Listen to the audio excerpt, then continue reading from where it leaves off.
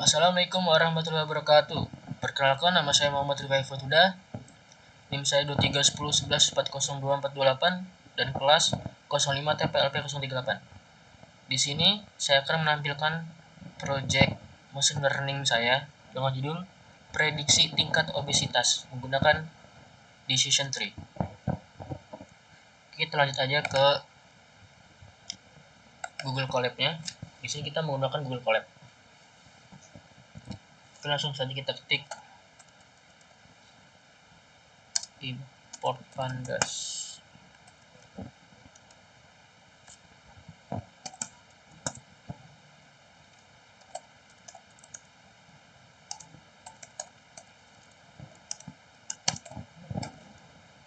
Nah, di sini tuh apa sih yang dimaksudkan dari import pandas ASPD dan import NumPy ASNP? Nah, yang dimaksudnya itu adalah kode import pandas ASPD digunakan untuk mengimpor library pandas yang berfungsi mengolah dan menganalisis data berbentuk tabel. Nah, terus yang baris keduanya itu kode import NumPy ASNP digunakan untuk mengimpor library NumPy yang berfungsi melakukan perhitungan numerik dan pengelolaan array. Kita lanjut ke yang berikutnya.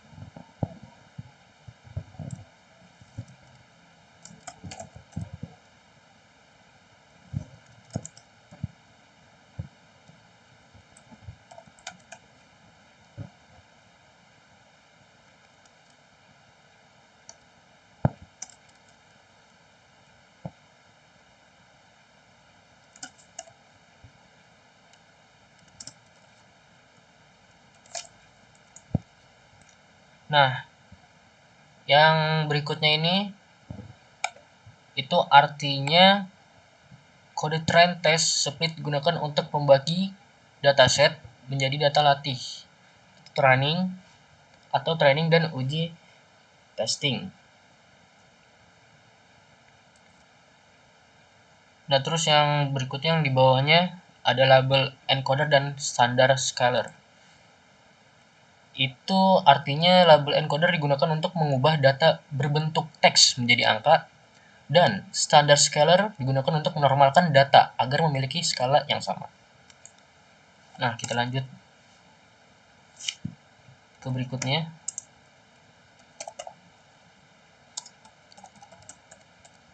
Coba kita ketik dulu ya guys.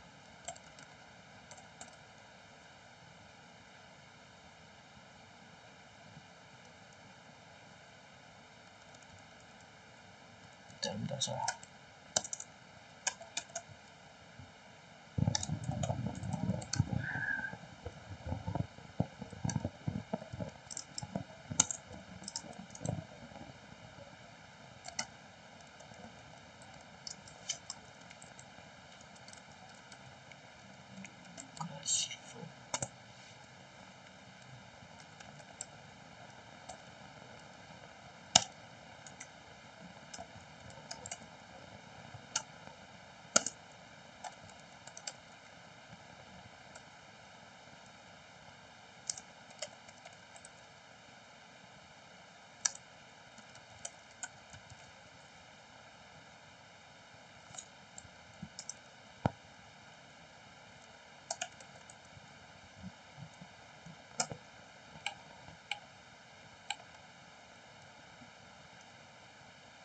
Nah, selanjutnya itu ada decision tree classifier, digunakan sebagai algoritma machine learning untuk mengklasifikasikan tingkat obesitas.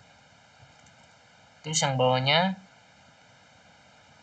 from current metric import accuracy score, yaitu digunakan untuk mengukur tingkat akurasi atau keakuratan hasil prediksi model. Nah, untuk mempersingkat waktu kita copy paste saja. Nah, ini kita udah masuk ke datanya. Nah, ini dataset obesitasnya kita di sini tanpa CSV ya. Jadi masih manual.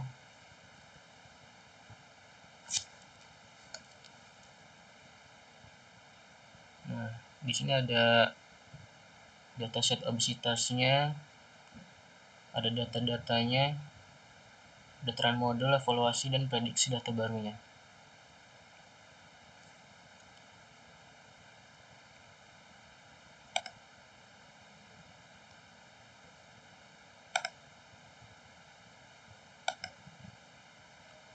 Oke, kita lanjut. Di sini ada pembuatan dataset obesitasnya. Jadi data pada frame yang ini tuh artinya pada bagian ini dataset obesitas dibuat langsung di dalam kode menggunakan dictionary Python. Setiap key mewakili nama fitur dan nilainya berupa daftar data. Dataset kemudian diubah menjadi data frame pandas agar dapat diproses lebih mudah dalam machine learning.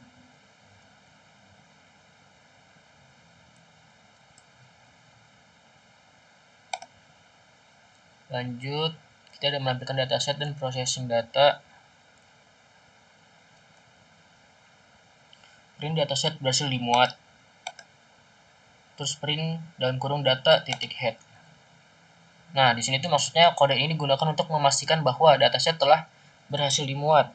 Fungsi head menampilkan 5 data pertama agar struktur dan isi dataset dapat dicek. Dan di sini ada encoder. Nah, label encoder. Nah, yang dimaksud ini tuh ialah bagian preprocessing bertujuan untuk menyiapkan data sebelum masuk ke model. Semua data bertipe teks seperti jenis kelamin atau kebiasaan makan diubah menjadi angka menggunakan label encoder karena algoritma machine learning hanya bisa memproses data numerik saja. Oke, kita lanjut.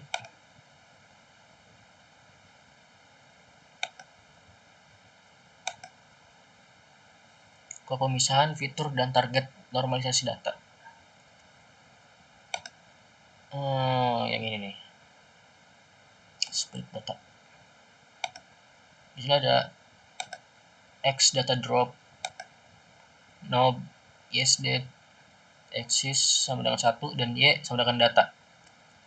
Nah, yang dimaksudnya itu adalah pada tahap ini data dipisahkan menjadi fitur X, fitur X dan label target dan label atau target Y. Fitur berisi seluruh data input, sedangkan target knob date merupakan kelas obesitas yang akan diprediksi. Di sini ada scalar standard scalar. Scalar sama dengan standard scalar, X sama dengan scalar fit transform nih yang ini nih. Dan kurung X. Nah, itu maksudnya normalisasi dilakukan agar semua fitur memiliki skala yang sama. Hal ini penting supaya model tidak berat sebelah terhadap fitur dengan nilai besar, seperti berat badan. Kita lanjut ke pembagian data latih dan data uji dan latihan model. Xtrain. Xtrain,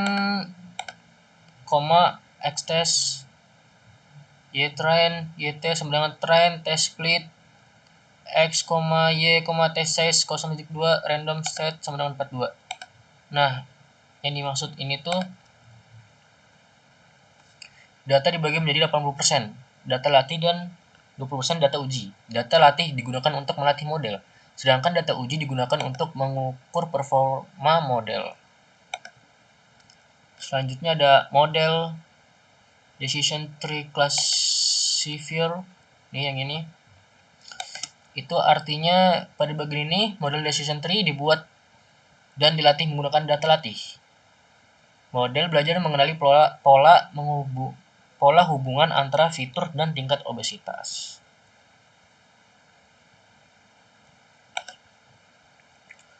Oke, kita lanjut yang evaluasinya. Yang bagian evaluasi nih. Yang ini tuh yang dimaksud itu adalah model diuji menggunakan data uji hasil prediksi dibandingkan dengan data sebenarnya untuk menghitung akurasi, yaitu seberapa tepat model dalam memprediksi obesitas.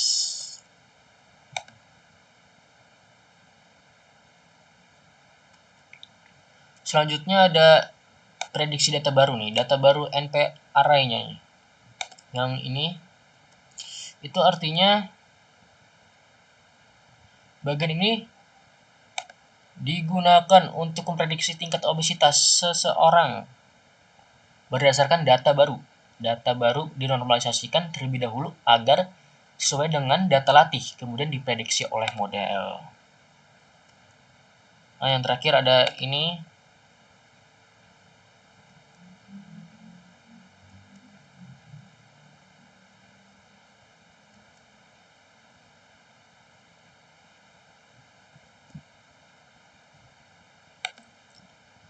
Ada print hasil. Nah, yang tadi tuh yang ini tuh nyambung dengan yang ini nih. Nah, nyambung dengan yang ini. Jadi yang terakhir itu ada print hasilnya.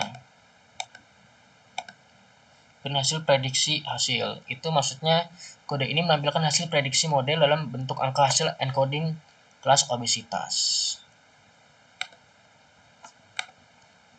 Nah, oke, kita run dulu nih. Kita lihat outputnya gimana. Nah, ini bentuk output dari project yang saya buat tentang prediksi. Di sini akurasinya 0 dan hasil prediksinya 0 ya. Ini di sini ada umurnya, gender, terus tinggi, berat badan, dan lain-lain nih. Ada riwayat history keluarganya, serta ada FA-VC, sering konsumsi makan tinggi kalori, dan FCVC-nya ada frekuensi konsumsi sayur, jumlah makan utama, dan lain-lain ya. Nah, di sini tapi intinya akurasinya 0 dan hasil prediksi 0.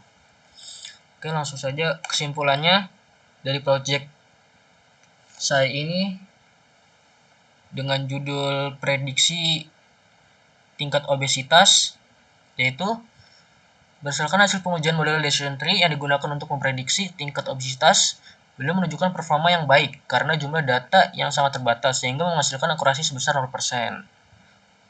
Meskipun demikian, model tetap dapat digunakan untuk melakukan prediksi pada data baru dan hasil prediksi menunjukkan bahwa data tersebut termasuk dalam kategori obesity. Dapat disimpulkan bahwa penerapan machine learning dengan algoritma decision tree mampu digunakan untuk mendeteksi tingkat obesitas berdasarkan faktor usia, tinggi badan, berat badan, dan kebiasaan makanan, aktivitas fisik, dan gaya hidup. Data yang awalnya berbentuk kategori berhasil diproses melalui tahap pre-processing sehingga dapat digunakan oleh model. Model yang dibangun mampu melakukan proses pelatihan, evaluasi, dan prediksi data baru dengan baik. Nilai akurasi yang diperoleh menunjukkan bahwa model dapat mengenali pola pada dataset, meskipun jumlah data yang digunakan masih terbatas. Hal ini membuktikan bahwa decision tree cocok digunakan sebagai model awal pemula dalam proyek klasifikasi obesitas. Ya, walaupun hasilnya akurasi 0% ya. Oke, cukup dari saya. Sekian dari saya. Kurang lebih mohon maaf. Wabillahi taufiq wal hidayah. Wassalamualaikum warahmatullahi wabarakatuh.